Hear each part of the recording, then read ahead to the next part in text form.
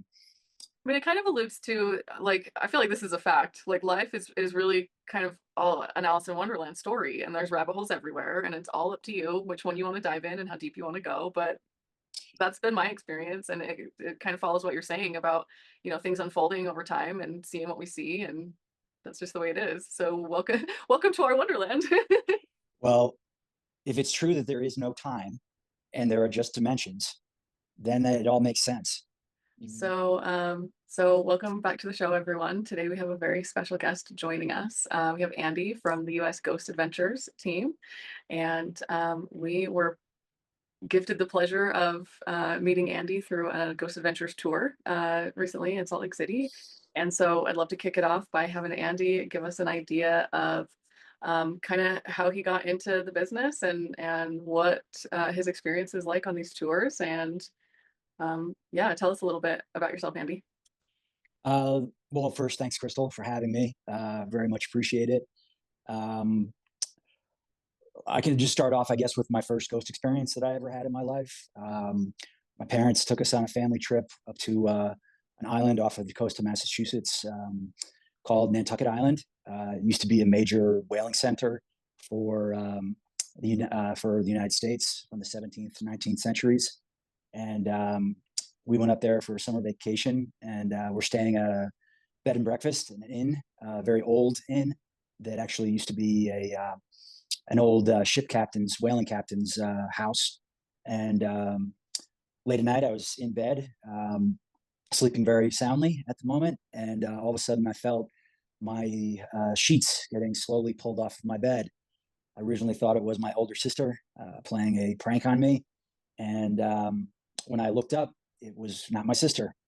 It was a ghostly looking ship's captain, probably the owner of that house. Oh my goodness. Creepy. And you're how old again? I was about 7 years old. Wow, goodness. So he was staring at me. I was staring at him. I was like trying to scream to my parents, but for some reason, I couldn't utter a word out of my mouth. And then eventually, after what seemed like an eternity, which was probably just a couple of minutes, it kind of just slowly dissipated away, kind of just in a mist. So that was my first ghost experience. I've had others, That's but that pretty was the intense. I think yeah. they call that sleep paralysis, which I've heard of. Actually, I think it's quite common. So that's really interesting. As a 7-year old, that's got to be terrifying, I imagine. Yeah, it was kind of terrifying and exciting at the same time, if that makes sense. Um, at first I kind of thought I was dreaming, um, but the fact that I couldn't speak, um, and I don't know, it just felt extremely real.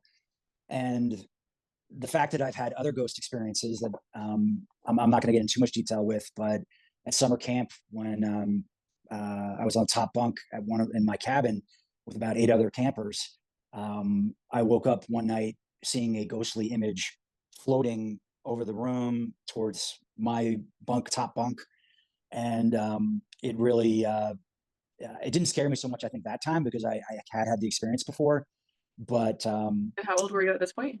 now I was about, I think, 12 or 13, 13 probably. Um, and to add to that story, um, another night after I had the ghost experience, that paranormal experience, I actually, I don't know if I slept walk or how it happened, but one late night after that incident, I woke up in the middle of the woods, like 200 yards from my cabin. I had no idea where I was. I don't know how I got there. And I thought I maybe was sleepwalking. I don't know what, but that really scared me because I didn't know where I was. I didn't know where the cabin was. It was dark out. Yeah, my goodness, that's super creepy. So, like, what happened? Eventually, I kind of calmed myself down and I just looked around, and I saw the faint glow. Like we didn't have lights in our cabins, but we would have lanterns. So I saw a lantern light from one of the other campers who was in my cabin, and I just followed that back, luckily, and made it back. Made it back. Wow, my goodness. So you have had some experiences with the paranormal then. Yeah, I think I'm a bit of an empath. I think I emit a lot of energy, maybe more than most, and for some reason, I mean, it's great for interactions with people. I think I give off a positive vibe to most people I meet. That's one of the reasons why I love um, doing what I wouldn't even call a job, the tour guide. I really love it just for the experiences of meeting all the people and being able to share the stories, but also give off this kind of positive energy. But it also seems to attract more of the paranormal, more of these of the ghosts, the spirits, whatever you'd like to call them. And that's another reason why I love doing what I do. Yeah, it's really interesting that you bring that up because on the tours, if for anyone that's not familiar with the experience of going on these tours, you guys pass out these little EMF devices, the electromagnetic frequency readers, and it's kind of it's got flashing lights that you pointed at things, and the lights kind of change colors. And so green is like very little EMF activity in the surrounding space, and then it goes up to like orange and red. And the all of the readings that I did on our tour, like every time I pointed it at you was kind of like the highest readings that I was getting. So that was really interesting and kind of confirmation of what you're saying. So tell us how you got into facilitating and hosting these tours. Well, I, um, I do the tours in Salt Lake City, as you know, but I'm originally from the East Coast. Originally from New Jersey. Um, I was an actor for about 10 years, and I was based out of New York City. And, I had done a lot of commercials, had done some off Broadway plays. Um, really loved my acting class, had a great group of people and a great teacher. So I really enjoyed putting on a show or entertaining, but also, um, giving him historical background because I was a history major in college, and I still love history. And when COVID hit about 5, 6 years ago, lost my job. They shut down production in every show, movie, commercial, whatever it was. So I decided I'm going to move to where I really have always wanted to be, and that was Utah, because I love ski and I love mountain biking. I love the outdoors, and since I've been here, I just absolutely I wish I'd come out 20 years ago. Um, so um, I had other jobs when I was out here, but when I found out about the ghost tours, about I don't know, I guess the fifth year I was here, I auditioned, and they decided to hire me. That sounds awesome. So can you walk us through like what is a tour like and like kind of what is the experience like for the patron, but also how like what is your favorite part about the tour as a guide? Well, when I first got to Utah, I just noticed how friendly everybody is out here, how it's very easy to ask for help, directions, just any kind of question I would have. People would almost immediately give me a ton of information on whatever I was asking about. But they also used to say, some pretty crazy stories that were fascinating to me. And at the end, they would say, it can only happen in Utah. That seemed to resonate with a lot of people, that these very exciting, interesting, creative, out of this world but true stories happen here for some reason. There seems to just be an extraordinary paranormal experience presence here, no matter where you are in the state, but especially in Salt Lake. And what I really love about it is the fact that we get people from all over the world coming on these tours. I meet people from California, Florida, South Carolina, North Dakota, Michigan. I mean, Britain, France, Denmark, Sweden. I mean, the fact that so many people are so interested in the paranormal, it blows me away, and I really love that part about it.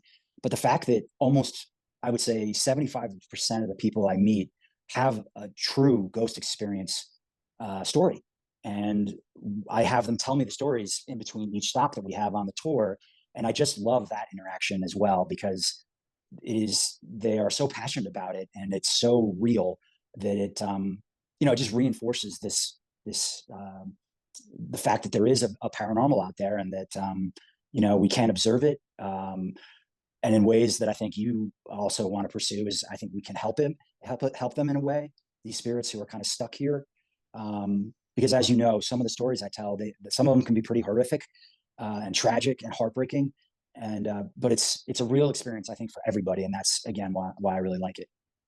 Yeah, and there's that commonality there and in the like when you have a story like that, it's usually a very visceral, like you can feel that it's an experience that is within you as well as happening around you. And so that's a really interesting piece of it. Do you want to share some of your favorite stories, ghost stories of other people that they've shared? um, yeah, actually, one very recently. Um, there was a guy and his wife from Phoenix, I believe it was on our tour, who he had a number of different stories, which I was very well not surprised, but I was very interested because I usually don't get so many. But he was talking about how he had been out with some friends when he was, I think, in his 20s, and they were kind of camping out um, in an area that was near, maybe near a cemetery, but even without it, the area I they were think he in. was talking about it being something about like I remember him saying about the like I don't know what area exactly he mentioned, but I remember him saying something about like the witch hunts. And so it was maybe a cemetery that was related to some kind of historical significance there. I don't remember exactly, but I know who you're talking about. That was our tour. Yeah, so whether they were camping out or whatever, they were definitely outside at night, and they were camping, and they had all gone to bed. They put out, I think they put out the fire or whatever they had there, and they said it was a crystal clear, Arizona night. And I don't know if you've been to Arizona at night, especially out in the backcountry. It's just stunningly beautiful with stars, and I mean, you see the Milky Way. I mean, it's just, it's gorgeous. I've been on telescope tours out there, and you can see every planet clear as day, especially with the telescope, but even without it. Anyway, he said that he all of a sudden felt like some kind of fog come in towards where their camp was, and it started blocking a lot of what was showing in the sky, the stars. And he noticed it, and he was so scared about it because he felt this evil presence that he just grabbed his camera and started taking pictures over his shoulder. He was so too scared to turn around, poor guy. And later on, when this kind of had all dissipated, they went back, developed the film. This is before digital cameras. And he found pictures of orbs in this mist that was surrounding their campsite at that point. And in other pictures that they had of this incident, they could see pictures of faces, horrible looking, ghostly faces of just angry people. And from what he found out later about that area that they were in was that there had been a family who had lived there. There'd been a house there, and this family had there was supposedly incest happening and horrible murders and just beatings and these, again, just these horrible, absolutely horrible experiences.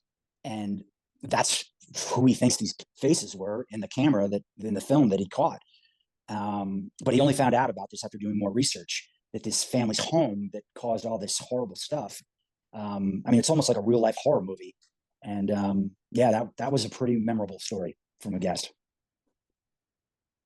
Yeah, and the way I just remember the way him retelling it as well, and he was getting into it and just recalling his memory about it. I think he said there were like 14, something like 14 people in that family that over time they just ended up murdering each other. Like, I don't know what's wrong with people sometimes, but that's super interesting to just go through and be able to retell. And um, And just to add to that real quickly, Crystal, I have to say that every single out of the hundreds of ghost stories I've heard, no one has ever been hurt by them. They've certainly a lot. Some of them have been very frightened. Some people have had friendly ghosts. Like I do get a lot of stories about how family members have died and come back to visit their family, and those are kind of the really heartwarming ones because they're not, certainly not horror stories in any way. And it's really nice to hear that a loved one can possibly come back and visit. And I've heard many of those as well. Yeah, that's a good thing to remember also. And you touched on, kind of helping some of these stuck spirits. And that's really where my passion lives because, the paranormal doesn't have to be a scary thing necessarily. Usually, energy is just energy, and however we interpret it is largely based on the emotions that we bring to the situation. And so if someone is afraid of a circumstance, it may or may not be the have anything to do with what's actually going on in the external environment. They may just like be bringing that fear to the table and kind of playing off of that. And so that's an interesting thing to think about as well in terms of ghost stories and experiences. But when it comes to the stuck energy, really being able to anchor light in a space, I feel like is an important component to, seeing these spirits kind of for what they are, and then just kind of like telling them, hey, we see you, go into the light, there's more out there. You're not stuck here. You don't need to remain here if you don't want to. And kind of, I think because people are sometimes afraid of, their experience or the energy or whatever it is, they kind of shy away from really interacting with it in a more kind of communicative and maybe normal way. And I don't know, that's just not me. Like, I go in and I'm like, "Hey, what's up? What's going on here? Who are you? Let's talk. What do Yes. you wanna say?" Yeah, I liked it when you got up onto the wall with the EMF. You wanted to get as close of Well, a yeah, I reading wanted as to get a good possible. reading. I'm not I scared. I'm not gonna hold back and be scared I of I it. wish more Get me people up to the would do front. it. That was great. But to add to that, Crystal, I think another reason why a lot of these ghosts and their energy stays around is I think some of them don't even realize that they have passed, and that can be a very frustrating thing for anyone, anything, any spirit to just not necessarily know what's happened to yourself, and the fact that they still, some of them still believe they're alive. I think that's another reason that they can sometimes be angry or um, because they're stuck in this and they don't know that they are.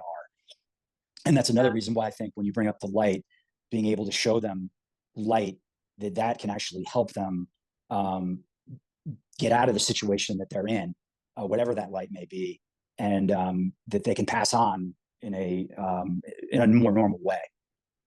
Yeah, absolutely. It kinda reminds me of, I don't know if you've seen the Disney movie called Soul, I where haven't, but it's such a good one, highly recommend. So the main character is, he's like a junior high or high school music teacher, and his passion in life is to be like a jazz, kind of band member, and he just gets up on his piano and he just is into it, and, when you're, like, really passionate about something and you kinda get lost in it, that's the whole movie kinda circles around this idea of, um, the passions of our soul and kind of what drives us. And so for him, it was music. And as the story goes, he goes to an audition, and it's kind of his dream to make it on the big stage, kind of thing. And so he gets a yes on the audition, and then on his way to the show that night, he like falls. It's like New York or something, and he falls through like one of those manhole covers, and he passes over to the other side. And so the whole story is about, he's like, I want to get back. I need to get back to my body. Like, where am I? What's happening? And like kind of on the other side, it's like, well, it doesn't really work that way. Like you've passed on, and you're on this bridge to going to they call it the great beyond.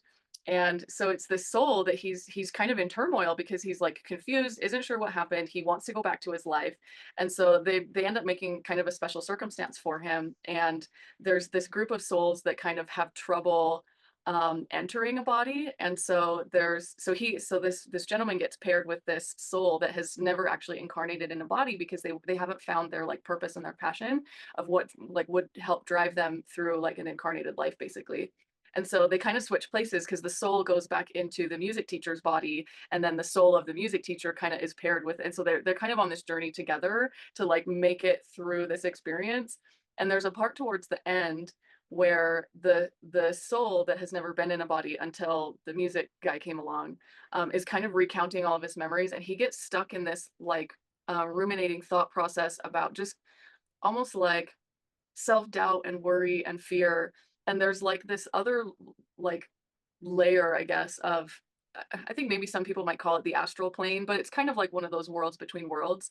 And it shows these big kind of monster looking characters that it ends up being just kind of a big dust storm of thoughts and emotions around the soul itself. And so the two characters get separated. The soul ends up, kind of digressing in the path and process of, moving into whatever the next level is for him. And the music teacher ends up coming back and, finding the soul because he wants him to have a good experience, and they end up rekindling, and it's a heartwarming, touching moment. But it just reminds me of this kind of idea that like if we lose sight of where we are and what we're doing, then we end up just kind of like a zombie almost, and not really conscious of what we're doing or what's happening in the world around us. And that's kind of reminiscent of what you're saying about kind of the stuck energy is like they don't know what happened to them. They didn't, realize that they walked into a fire, and now all of a sudden, like it's 100 years later, and they're stuck inside this building and they have no idea what's going on or why. And it's like, I don't know, it touches my heart a little bit because it's like nobody should have to go through that. no, I couldn't agree more. Another kind of example of that is the movie The Sixth Sense with Bruce Willis. Absolutely. I think that's probably one of the most influential movies to me because you didn't know he was a ghost until the last 5 minutes of the movie. And I just found that to be so relevant to what we're just talking about here. Is his character? He thought he was alive, and there was no way of knowing he was a ghost or not. And it just proves that kind of theory that um, a lot of these ghosts don't know that they're dead. And yeah, Yeah, well, and it's fun kind of walking through the process of taking a tour with you guys because we kind of we started out at a kind of central location downtown, and ultimately I think it was like an hour experience, and we ended up kind of walking around a couple of city blocks and right in a location that's really central to, you know, a lot of hustle and bustle of downtown traffic. And you know, people would never know that there are ghost stories, you know, around there. I mean, I think I've saw the Nutcracker half a dozen times as a kid, and I never knew that there's ghost stories associated with that building. I'd never experienced anything. And so it was a really fun experience to just kind of see like the way the tour guide program works and kind of what you guys are all about, and just to go on like a little walking tour and take like a 3 block little walk and have an adventure with, you know, a handful of people that you've never met before and share stories and just kind of experience what, you know, this other version of life and activity in the paranormal, and to share stories around that. So it was really enjoyable for me. yeah, we create a bond almost instantly. And with you, it was a smaller group, which is always fun as well. But during the summers and springs and falls, when it's a little warmer, we can get up to 100 people and 3 different guides, and it's like um, a big party, I don't know, or celebration of everything. It's just such it's so great to see people from all different walks of life, all different cultures, all from different states, different countries, locals, international people. I mean, it's amazing the energy I feel when we just get all these people together because everybody is so excited and into the whole experience, which I just love about it. That's awesome. So what's your favorite ghost story about Salt Lake City? What's my favorite? I think it's the Capitol Theater. Um, it's um, it's usually our first stop on the tour, and the building is just so beautiful and classic, and it's been there for over 100 years. It has so much history to it, and it's past the generations. Technology, it's the fact that it holds so many people, and that um, the same kind of people who were going there in 1910 are going there for the same reasons now to have some great entertainment. But the tragedy of a 17-year-old usher, dying in a fire, um, Dickie Duffin, who I was telling you about, is is certainly very tragic. But the fact that he was really a hero by him going down to the basement and finding this massive fire that was started by some of the film that was very flammable, he saved over 600 people who were in that theater. Um, but the fact that so many, well, I think I was telling you, so many paranormal groups come to Salt Lake to study all of these places I took you, and even more that I didn't take you to. The Capitol Theater has had probably the most paranormal experts go in and do the studies, and the fact that they've had so many night security guards there since Dickie died in 1949 in the horrible fire, you get a lot more detail of the paranormal and the spirits that are in that building. And um, yeah, and I don't know if you want me to go too more into that story. I don't want to give it all away, but Yeah, I I think can if you want. I mean, it's up to you however much you want to share, but I did appreciate people's reactions to the architecture, to the building. Like growing up here, I mean, you don't quite have the same appreciation for things that you've seen your whole life than when you go somewhere new and you're appreciating it for the first time. And so I loved seeing the reactions of people to the different buildings and to the different architecture, and just kind of pointing out, you know, oh, it's so ornate and oh, it's so beautiful. And while I agree, I you sometimes take that kind of stuff for granted. And what I really did appreciate about the tour is I love that you guys walk around with tablets and show historical pictures of kind of the buildings being built and what it looked like back in the 1920s and 1950s. And so it really felt like a well-rounded experience of not just like what it looks like today and kind of the stories that have been shared, but also kind of the history that ties into that as well. It's one of my favorite parts, is just being able to see, you know, a little bit more of the story behind the story. And so I thought that was great. Do you have any more favorites of um,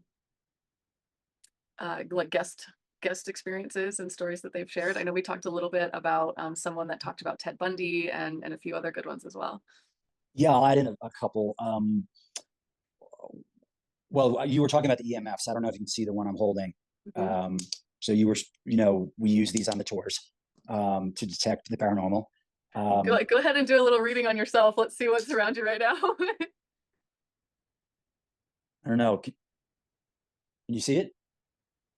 It's mostly green. I think it's mostly green. I think they stay away from my apartment. Thank goodness.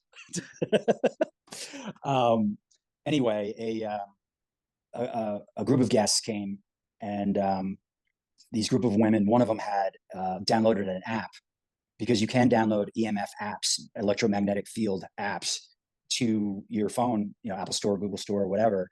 And when we were going to each stop, her EMF not only could pick up the signal like red when you were using yours that showed that there was a spirit there. It wasn't only that, it could pick up supposedly what the ghost was saying, and it would print it out like uh, in actual words and sentences on the screen. And a few times it would say, "Hey, Andy," as it would start talking. And that really freaks me out because there's no way they would have known my name. The app wouldn't pick it up. And so the ghosts, the spirits, that's a lot of these places were actually speaking to us. And that was amazing.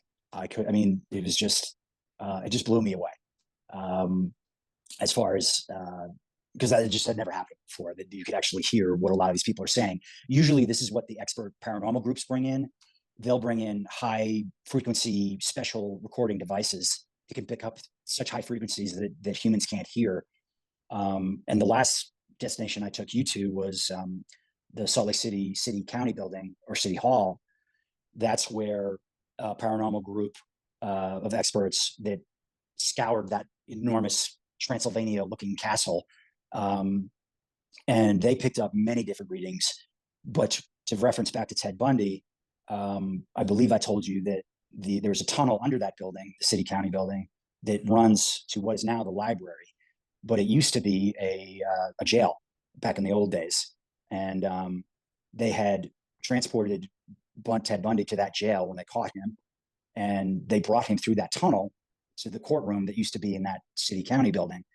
When these paranormal experts went down to the basement, they did all their recordings. They had all their infrared cameras, still cameras, everything set up down there. Um, After one night of doing their investigation down there, they went back to their hotel, uh, set up all their equipment again, and started listening to the recording on a level they could hear it with a human ear. And down in the basement, down in those tunnels, the voice said, "Get out of here right now." And like as clear as it could be once they got it down to the frequency that they could hear. My goodness. And that's a pretty shocking story. And I believe it could be Bundy. It could have been another prisoner maybe, but the fact that Bundy has such a connection to Salt Lake City in Utah, which I had never known until I had moved here, um, I believe it's probably him. Yeah, that's incredible just to think about some of the interesting kind of energies that just linger, right? Uh, tell me again about the portal in the city building. Yeah, so I'm I'm pretty sure it's on the third floor at the city building, and I don't know why I'm being reminded of it, but something about my background here and the geometry about it just kind of reminded me for some reason. Or I was just going to mention your background. For some reason, I'm really attracted to, like, it's almost like hypnotic in a way. When it's just a really good color and pattern. That's just matches my like hair. it,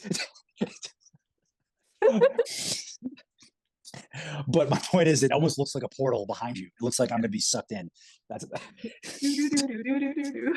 Where's your EMF now? Please don't suck me through the screen. I got to go to work tonight. Oh man, don't worry, I'll throw you back. There's no such thing as time and space. It's like getting in the DeLorean and so boop, boop, boop, boop, boop, just put you right back where you started. Good to know. Um, anyway, that portal, the security guards, I guess, had first stated or found it as a portal because they say, because they're doing the rounds every night, they would often see more people in that room where supposedly the portal is, and they would see different kind of spirits almost on a daily basis. So that's why they believe that there's a portal there. Um, I wonder what the room is about. I copied the pages from that book I showed you Mhm. that actually has the story. Oh, So cool. I'll send you those because Okay. I highlighted all the pages from that book, especially that story. So hopefully you'll get it. Yeah, no, that sounds great. I'd love to read it. One of these days I'll make it over to that library and see if they have a copy of that book and see what else I can find in there. Didn't you also have a story about someone that kind of escaped the grasps of Ted Bundy once upon a time? Oh yes. Oh, that's right. So well, this isn't a ghost story, but this is a great story. And as you know, these are also historical and stories about real people, not just the spirits. But one of my guests, a woman who worked at one of the hotels in Salt Lake, she had a friend back in the 70s when this kind of stuff was going on with Bundy. And before he'd gotten caught, one of her friends got picked up by Bundy in a car. He had driven by her and stopped and asked her if she wanted to ride. She thought he was an attractive looking guy, which I guess he was, and she got in the car, not fearing him at all. Um, as they were driving, they were having a conversation, and I think and I didn't tell you this last time. I think she was wearing a hat, so her hair was covered. So they're having this conversation. I guess they were kind of flirting. She thought he was cute, and then she took off her hat, and it exposed her red hair. And Bundy immediately pulled the car over and said, "I can't take you any longer. You have to get out of the car." Um, and as it turns out, it was later found out that Bundy didn't like redheads. He didn't like redheaded women, and that saved her life clearly. And she walked home, saw her mother, was like, "Well, what happened?" She's like, "Oh, I got to give me a ride about halfway home," and then he just dropped me off. And then later on, after he got caught, this is many years after, she still remembered him, and then finally figured out that she'd gotten a ride with Ted Bundy and survived, which is, you know, unbelievable, Fascinating. Like, what a story remarkable. to tell. Yeah, absolutely. My goodness, I can't even imagine. Yeah. So, But so let me just it's add this, Crystal. yeah. Since we went to the residence well, I shouldn't say the residence. He was staying in a kind of a back room of a house in Salt Lake, as you know. And the fact that when we drove there to investigate it, because I've always wanted to investigate it, so I thank you for coming along with me because I don't know if I could myself. um, the fact that as soon as we got there at night or late in the evening, that we saw that light not only dimming and going on, but actually getting brighter and then going dim. I mean, I have seen that before on my tours, but never to that extent where it would actually light up like almost the sun practically and then go dim. Like I've never seen anything like that when we were investigating that room he used to stay in. Yeah, that was really fascinating to me as well, and I was just about to talk about that too, because we I was just gonna say we we decided to get adventurous and take it a step further and go kind of on our own little adventure and see what we could see. And so we ended up finding the house that Ted Bundy stayed in. I don't know how long he lived there, but it was interesting to me that the light was kind of dimming and going bright, but it wasn't at a consistent pace. And the minute I went to record it on my phone, it stopped. And it was almost like it wasn't just dimming and brightening, like it was interacting with us because like because I called it out and I was like, "Oh, you want to stop now? Don't you want to play?" And the minute I said that, it kind of lit up again and went really, really bright. And so so that was a really, really kind of fun experience for me too. I just, it's like anything. If you dig deep enough, you're gonna always find something else. I Totally. mean, it's like your story about going to the Capitol Theater, seeing the Nutcracker there maybe a bunch of times, and then having no clue of what spirits may be in there or the other stories. And I mean, it kind of alludes to like I feel like this is a fact. Like life is really kind of all an Alice in Wonderland story, and there's rabbit holes everywhere, and it's all up to you which one you want to dive in and how deep you want to go. But that's been my experience, and it kind of follows what you're saying about things unfolding over time and seeing what we see, and that's just the way it is. So welcome, welcome to our Wonderland. well, if it's true that there is no time and there are just dimensions, then it all makes sense. We're you can be walking through dimensions or not seeing what you're not seeing, and then suddenly you're awakened, and then you can see. It depends what age you are, as you know. Whether you're a little kid, you're more, I think, sensitive to all that kind of stuff too. It's just it's endless.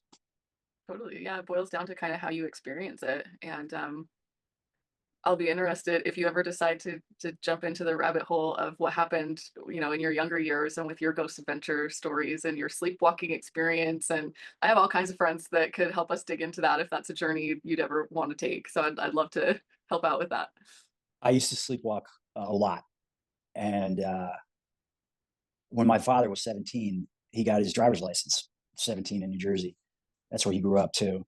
He slept walk, got in his car, and drove the car like down to town from his house. So this sleepwalking thing is potentially like ancestral for you. Oh, without a doubt. Okay. And my two sisters don't have it at all. It's just me. Um, but I have done a lot of sleep. I not now, but um, especially when I was younger. And but that time at camp was just crazy. I thought I was dreaming because my bare feet could feel the like pine cones or leaves on the ground, and I just kept walking. And I'm like, oh, I'm just dreaming. And then all of a sudden, I just snap out of it, and I'm Not and dreaming. not, it's like Yeah, I mean, I know that there's different modalities out there on hypnosis and like deep hypnosis. So like I'm sure you could be walked back through kind of like how that transpired and what happened there and how you came to wake up in the forest. I have other friends that say, I mean, kind of like how people say everybody's got their demons.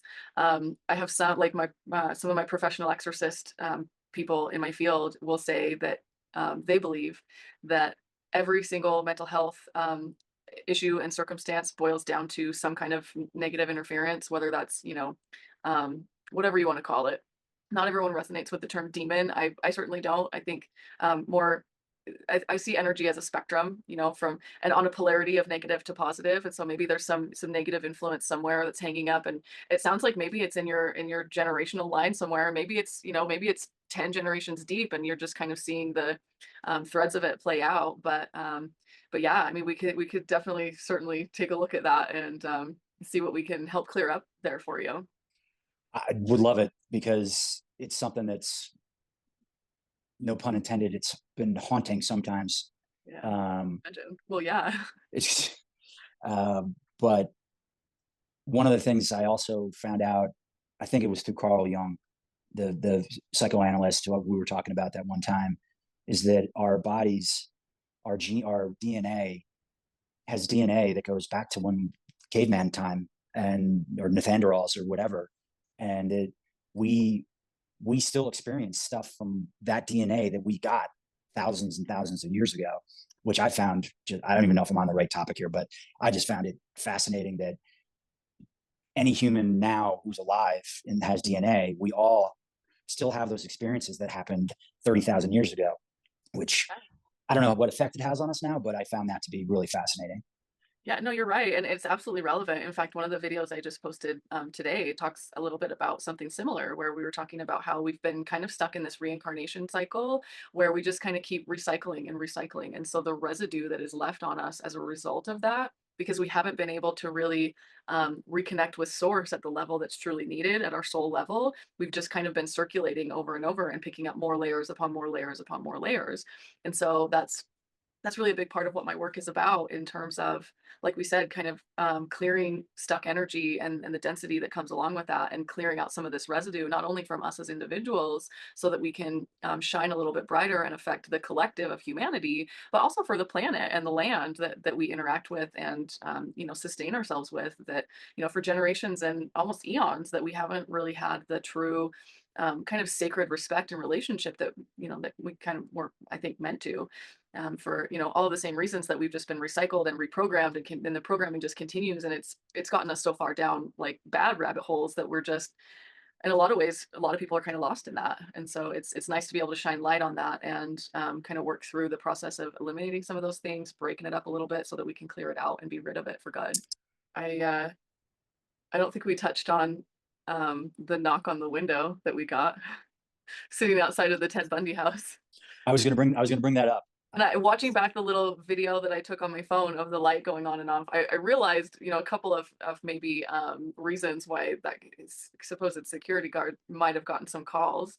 Because after I started the recording, if you remember, there's that car that kind of pulled in front of us. And so I don't know if I was kind of sitting on the, kind of the wrong direction and he's pulling into the parking lot and we're just kind of sitting there.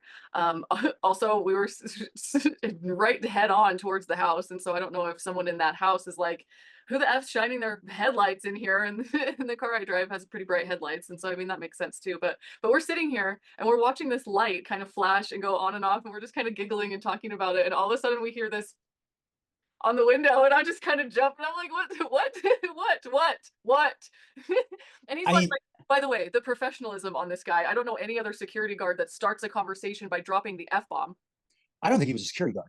Well, he I think it said he was. was. I think it was lying. I think he was. This is just my opinion of what I think. Who knows what it was? But I think he was a neighbor, saw us looking at that house. I think he knows that it's the Bundy house, and they don't want people, tourists, coming there.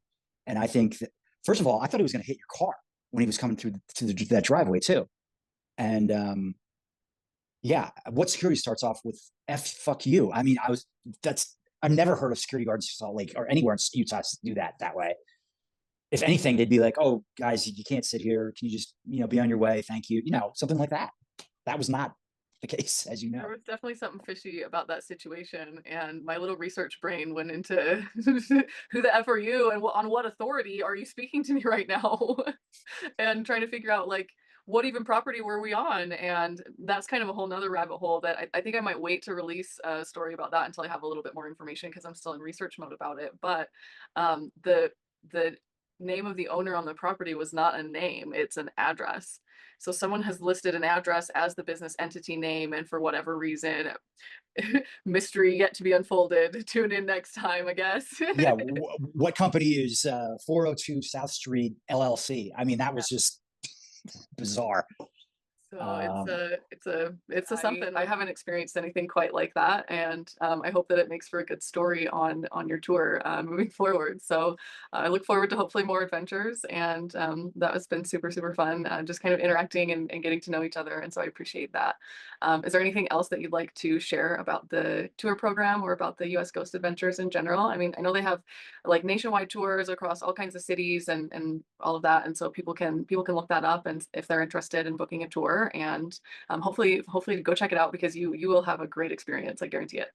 Thank you so much for those kind words. And yes, if you just go to our website, which is usghostadventures.com, it's a fantastic website because, as you just mentioned, we have tours in almost every city, major city, and some minor cities across the U.S. From Florida to Washington to Maine to California and everywhere in between.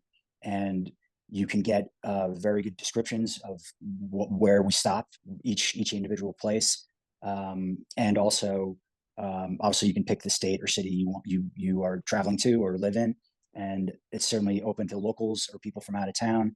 And the only thing I recommend is wear comfortable shoes because it can be a good walk, but I can almost guarantee that it'll never be boring and that you're going to meet some of the best people and have a great experience, not only with the group, but with the groups of ghosts that we meet.